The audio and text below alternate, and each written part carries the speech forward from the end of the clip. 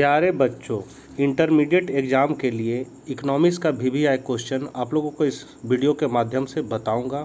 आप लोगों से रिक्वेस्ट है कि जितने भी पेपर आप लोगों का बचा हुआ है उन लोग का जितना भी मॉडल सेट निकला है सारा को आप लोग अच्छे से याद कर लीजिए, क्योंकि मॉडल सेट से ही आपके प्रश्न आएंगे। फिर भी मैं कुछ VVI क्वेश्चन आप लोगों को बता रहा हूँ। ये आर्ट्स, साइंस, कॉमर्स तीनों के लिए इम्पोर्टेंट है। शुरू करने से पहले आपसे निवेदन है कि अपने चैनल इकोनॉमिक्स प्लस पर नए हैं तो चैनल को जरूर सब्सक्राइब कर लें और घंटी के आइकन को दबाकर ऑल नोटिफिकेशन ऑन कर लें। वीडियो को ज़रूरतमंदों को जरूर शेयर करें ताकि वे भी इसका लाभ ले सकें। तो चलिए हम लोग कुछ नया सीखते हैं। पहला है, अर्थव्यवस्था की केंद्रीय समस्या कौन सी है? तो यहाँ पर केंद्रीय समस्या आपका इनमें से सभी, ज़्यादातर वही होता है इनमें से सभी आंसर। दूसरा है, व्यष्टि अर्थशास्त्र अध्ययन है। तो व्यष्टि अर्थशास्त्र किसका अध्ययन है? एक विशिष्ट फर्म का। तो आपका दूसरा का हो जाएगा सी। तीसरा क्वेश्चन है,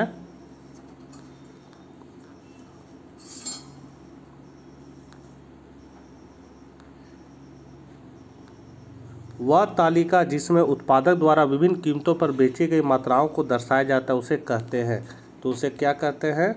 तो उत्पादक पूर्ति अनुसूची। चौथा नंबर क्वेश्चन है, निम्न में से किस अर्थव्यवस्था में कीमत एवं नियोजन तंत्र मिलकर केंद्रीय समस्याओं का समाधान किया जाता है? तो इसका हो जाएगा आपका आंसर पूंजीवादी अर्थव्यवस्था। पाँचवा नंबर क्वेश्चन है, व्यष्टि अर्थशास्त्र में सम्मिलित होती है। तो व्यष्टि अर्थशास्त्र में सम्मिलित क्या होती है? तो उपयुक्त सभी, मतलब व्यक्तिगत इकाई, छोटे छोटे चर, व्यक्तिगत मूल्य निर्धारण। छठा नंबर क्वेश्चन है, किसने कहा अर्थशास्त्र धन का विज्ञान है? तो ये बोलने का जरूरत है ही नहीं, बहुत बार बता चुके हैं, ये एडम स्मिथ का कहना है। तो डी आंसर सही हो जाएगा। सातवां है, माइक्रो जिसका अर्थ होता है छोटा, निम्न में से कौन सा शब्द है? तो ये है आपका ग्रीक शब्द। तो सातवां को हो जाएगा बी। आठवां है, सबसे पहले माइक्रो शब्द का प्रयोग करने वाले हैं। तो सबसे पहले प्रयोग करने वाले हैं आपका रैगनर फ्रिश। नौवां नंबर क्वेश्चन है, निम्न में से किस अर्थव्यवस्था में निजी क्षेत्र एवं सार्वजनिक क्षेत्र दोनों का सह-अस्तित्व होता है? तो हम लोग जानते हैं दोनों का सह-अस्तित्व किस में होता है? मिश्रित अर्थव्यवस्था में। तो नौवां का बी हो जाएगा। 10वां है, किस अर्थव्यवस्था में निजी संपत्ति के अस्तित्व एवं प्रधानता पाई जाती है? तो निजी क्षेत्र की पाया जाता है। निजी क्षेत्र, निजी मतलब हो गया पूंजीवादी, जो लाभ के उद्देश्य से उत्पादन करता है, तो पूंजीवादी हो जाएगा। नेक्स्ट क्वेश्चन की ओर हम लोग बढ़ते हैं। 11 है, अर्थव्यवस्था की केंद्रीय समस्या कौन सी है? तो यहाँ पर अर्थव्यवस्था की केंद्रीय समस्या क्या हो जाएगी? तो जानिएगा, जहाँ इनमें से सभी रहेगा वही ज़्यादातर आंसर सही होता है। तो 11 का डी हो जाएगा। 12 है, व्यष्टि अर्थशास्त्र अध्ययन करता है। तो किसका अध्ययन करता है? व्यष्टि मतलब जहाँ व्यक्तिगत इकाई का अध्ययन किया जाता है, एक व्यक्ति एक फर्म, तो वे व्यष्टि अर्थशास्त्र होता है, इसलिए 12 का ए हो जाएगा। 13 नंबर क्वेश्चन है, एक व्यक्ति के पास संसाधन होते हैं तो क्या होते हैं? सीमित होते हैं। साधन आपके पास सीमित होती है लेकिन आवश्यकताएं अनंत होती है। तो 13 का हो जाएगा बी। 14 नंबर हम लोग देखते हैं, पूंजीवादी अर्थव्यवस्था के केंद्रीय समस्या का समाधान होता है। तो ये किससे होता है? तो 14 का हो जाएगा पूंजीपति द्वारा। 14 का डी। 15 है, वह तालिका जिसमें उपभोक्ता द्वारा विभिन्न कीमतों पर मांगी गई मात्राओं को दर्शाया जाता है उसे कहते हैं, उसे हम लोग कहते हैं उपभोक्ता मांग अनुसूची। 16 है, निम्नलिखित में कौन सी आर्थिक क्रियाएं अर्थशास्त्र की अध्ययन सामग्री के अंतर्गत सम्मिलित की जाती है? तो ये सम्मिलित की जाती है असीमित आवश्यकताओं से जुड़ी आर्थिक क्रिया और सीमित साधनों से जुड़ी आर्थिक क्रियाएं। इसका आंसर हो जाएगा सी, ए और बी दोनों। 17 नंबर क्वेश्चन है, निम्नलिखित में कौन उत्पत्ति का साधन नहीं है? तो उत्पत्ति का साधन आपका भूमि है, श्रम है, पूंजी भी है, हमारा मुद्रा नहीं है। तो 17 का सी हो जाएगा। अब है अगला, ये टर्म 1 के लिए इंपॉर्टेंट क्वेश्चन है।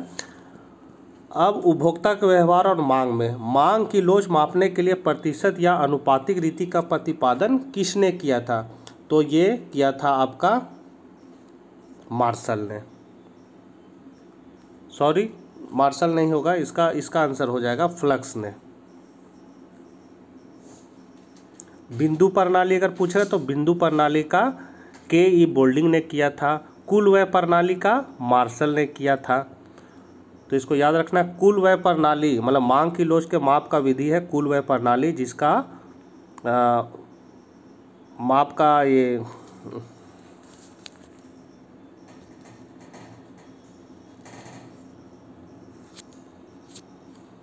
मांग की लोच को मापने के लिए सबसे पहले कुल व्यय प्रणाली मार्शल ने दिया था, प्रतिशत प्रणाली या अनुपातिक प्रणाली फ्लक्स ने दिया था, और बिंदु प्रणाली है सो के.ई. बोल्डिंग ने दिया था। तो यहाँ पर आपका प्रतिशत या अनुपातिक पूछ रहा है तो ये हो जाएगा आपका बी फ्लक्स। दूसरा है तटस्थता वक्र का सिद्धांत किसने प्रतिपादित किया? तो ये हम लोग जानते हैं अच्छा से, तटस्थता वक्र हिग्स एवं एलन ने दिया था। तीसरा नंबर क्वेश्चन है उपयोगिता का गुणावाचक सिद्धांत निम्न में किसने प्रस्तुत किया? तो ये किया है आपका मार्शल ने। गुणावाचक सिद्धांत मार्शल ने प्रस्तुत किया और क्रमवाचक सिद्धांत हिग्स ने प्रस्तुत किया था। चौथा है तटस्थता वक्र का झुकाव होता है तो कैसे होता है? तो बाएं से दाएं, मतलब इस तरह होता है। छठा है जब कुल उपयोगिता अधिकतम होती तब सीमांत उपयोगिता, तो सीमांत उपयोगिता क्या होती है? शून्य हो जाती है।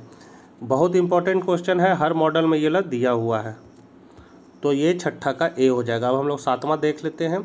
उदासीन वक्र विश्लेषण का प्रतिपादन किसके द्वारा किया गया है? तो ये किया गया है हिग्स एवं एलन के द्वारा। तो बी ऑप्शन सही है।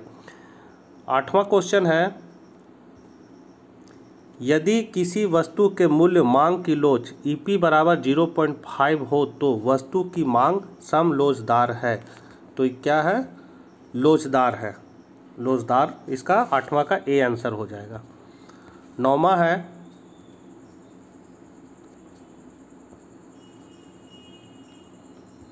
किसी वस्तु की मानवीय आवश्यकताओं को संतुष्ट करने की क्षमता है। तो क्या है? उपयोगिता। नौवां का हो जाएगा बी। 10वां है तटस्थता वक्र विश्लेषण किस अवधारणा पर आधारित है? तो ये है आपका क्रमवाचक माप पर। क्रमवाचक माप कौन दिया था? हिग्स ने दिया था।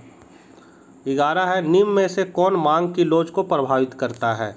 तो वस्तु की प्रकृति, इनमें से सभी, ज़्यादातर इनमें से सही ठीक रहता है, तो यही इसका आंसर सही है। किसी समान वस्तु के मांग वक्र की ढाल होती है। तो मांग वक्र की ढाल क्या होती है? तो मांग वक्र की ढाल समान वस्तुओं के लिए ऋणात्मक होती है। आय बढ़ने पर उपभोक्ता किन वस्तुओं की मांग घटा देता है? तो वो घटा देता है निम्न कोटि की वस्तुओं की मांग को घटा देता है, इसलिए इसका आंसर हो जाएगा सी। इसको हम लोग गिफिन वस्तु भी बोलते हैं। उपभोक्ता का संतुलन उस बिंदु पर होता है जहाँ पर, तो कहाँ पर होगा? जहाँ पर सीमांत उपयोगिता और मूल्य बराबर होगा, मतलब इस तरह इसका ग्राफ बनेगा। यहाँ ये आपका मूल्य का रेखा और ये सीमांत उपयोगिता रहेगा, यहाँ आपस में मिल रहा है तो यहाँ पर आपका उपभोक्ता संतुलन होगा। 15 है निम्न में से किसके द्वारा मूल्य मांग की लोच मापी जाती है? तो इसका आंसर सही हो जाएगा आपका मांग में प्रतिशत परिवर्तन बट्टा मूल्य में प्रतिशत परिवर्तन। 15 का ए। 16 है मांग में संकुचन तब होता है, मतलब संकुचन कब होता है? जब कीमत बढ़ती है और मांग घटती है। 16 का हो जाएगा ए। 17 है मांग की लोच मापने के लिए प्रतिशत या अनुपातिक रीति का प्रतिपादन किसने किया था? तो हम लोग जानते हैं इसका प्रतिपादन आपका फ्लक्स ने किया था। ये क्वेश्चन पहले भी आ चुका था। 18 नंबर क्वेश्चन है फ्लक्स, मतलब 17 का बी हो जाएगा। 18 है सीमांत उपभोग प्रवृत्ति निम्न में से कौन है? तो इसका है आंसर डेल्टा सी बट्टा डेल्टा वाई, मतलब MPC बराबर होता है डेल्टा सी बट्टा डेल्टा वाई। 19 है गुणात्मक साख नियंत्रण के अंतर्गत निम्नलिखित में किसे शामिल किया जाता है? तो ये शामिल किया जाता है उपयुक्त सभी, मतलब ऋणों की सीमांत आवश्यकता में परिवर्तन, साख की राशनिक प्रत्यक्ष कार्यवाही, तो उपयुक्त सभी हो जाएगा।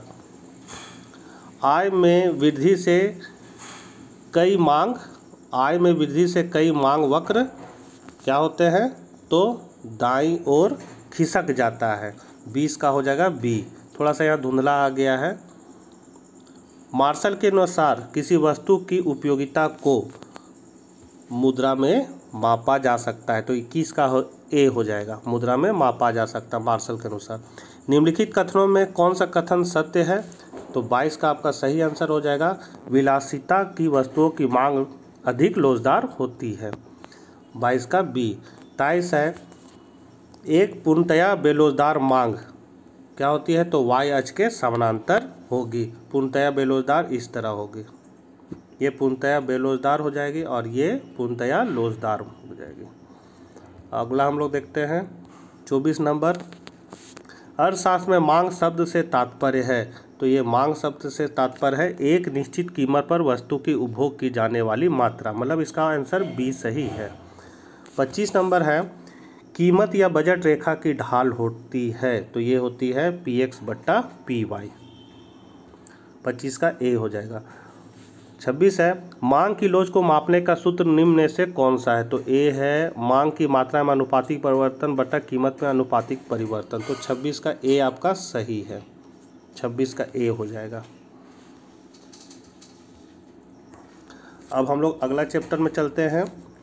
अवसर लागत को कहा जाता है, तो अवसर लागत को हम लोग हस्तांतरण आय भी कहते हैं। दूसरा है, अवसर लागत को निम्नलिखित नाम से भी संबोधित किया जाता है, तो ये उपयुक्त सभी हो जाएगा, दूसरा का डी। तीसरा है, निम्न में कौन स्थिर लागत नहीं है, तो ये है आपका कच्चे माल की लागत, ये बहुत इंपॉर्टेंट क्वेश्चन है।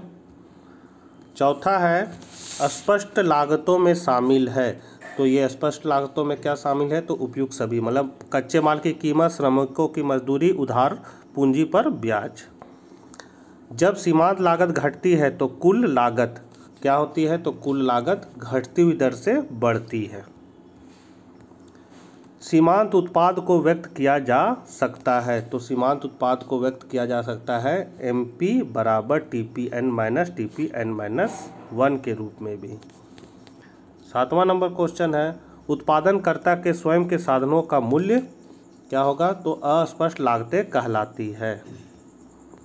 8वां है, अवसर लागत क्या है, तो अवसर लागत क्या है, तो ये है इनमें से सभी।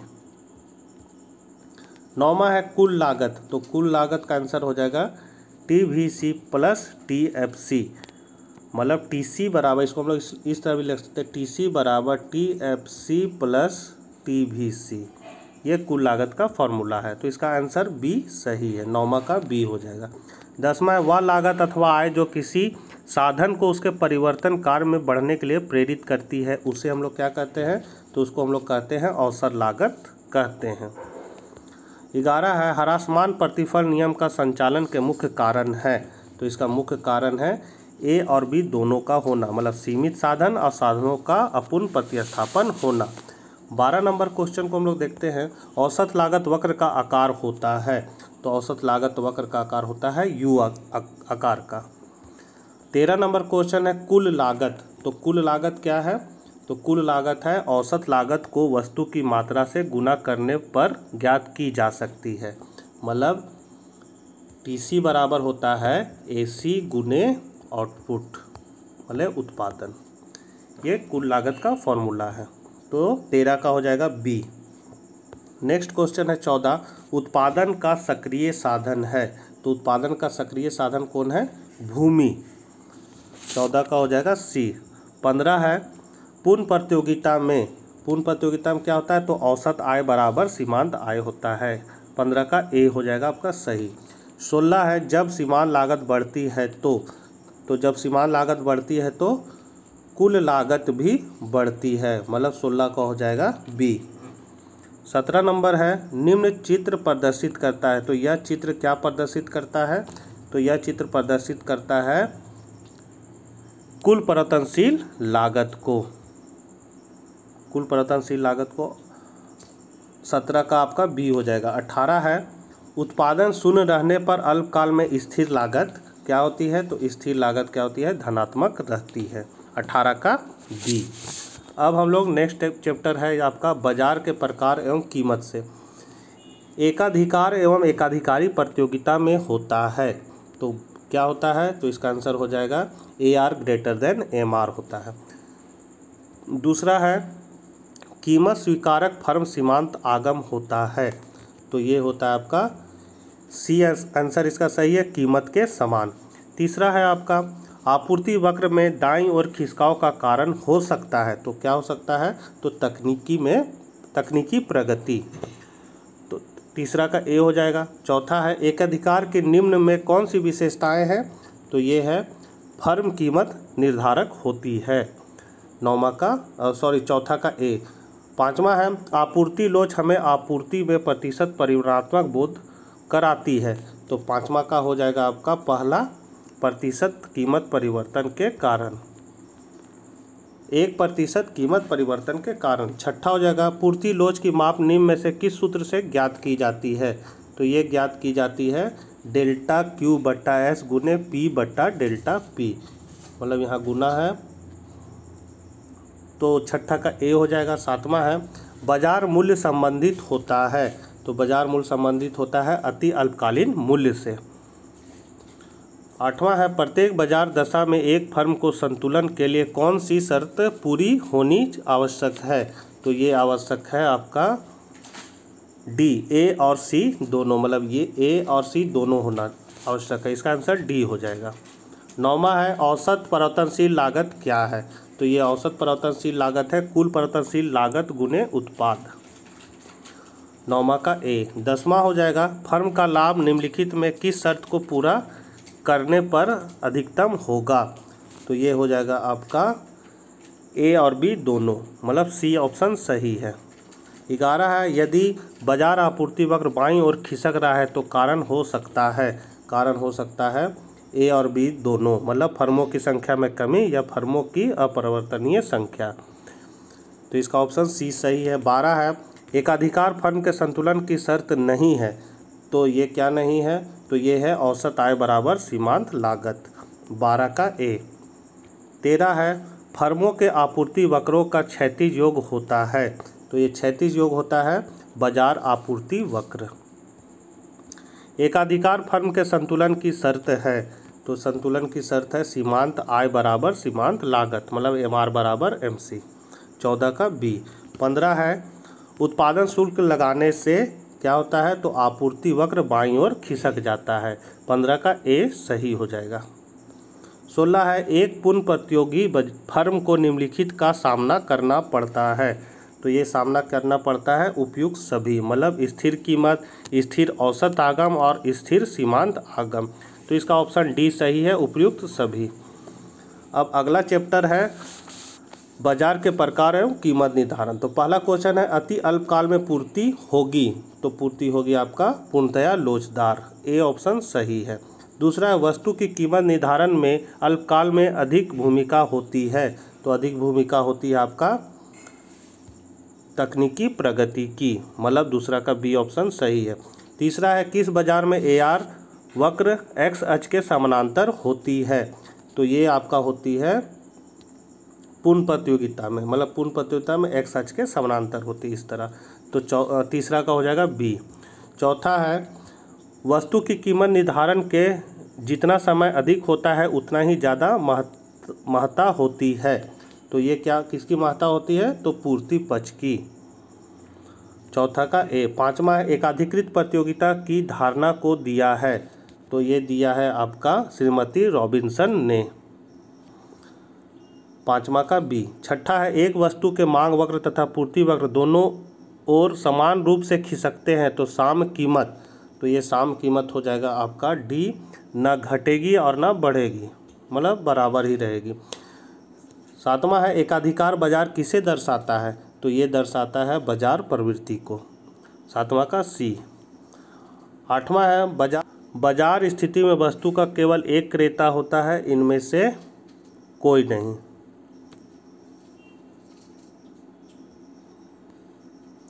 नौवां है किस बाजार में वस्तु विभेद पाया जाता है? तो ये पाया जाता है आपका एकाधिकार में, नौवां का C। 10वां है आपका पूर्ण प्रतियोगिता में निम्नलिखित में कौन सा कथन सही है? तो ये आपका हो जाएगा उपयुक्त सभी, 10वां का D। 11 एकाधिकार के निम्नलिखित में कौन सी विशेषता है, तो ये हो जाएगा उपयुक्त सभी, 11 का डी। और लास्ट क्वेश्चन है एकाधिकार के लिए निम्नलिखित में कौन सा कथन सही है, तो इसका भी हो जाएगा उपयुक्त सभी, मतलब आपका 12 का हो जाएगा डी। तो बच्चों सारा मॉडल क्वेश्चन जो आप लोगों को हम बताए हैं उसका लिंक हम डिस्क्रिप्शन में दे रहे हैं। आप लोग मॉडल क्वेश्चन पहले अच्छा से याद कर लीजिएगा, फिर इस क्वेश्चन को आप लोग ध्यान दीजिएगा। मिलते हैं नेक्स्ट वीडियो में, वीडियो को शेयर कीजिएगा। Bye bye.